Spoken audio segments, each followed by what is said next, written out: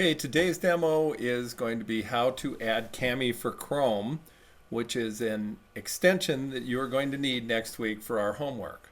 So what you're going to do is you're going to open up a new tab, and in the Google search bar, you're going to look for Cami for Chrome.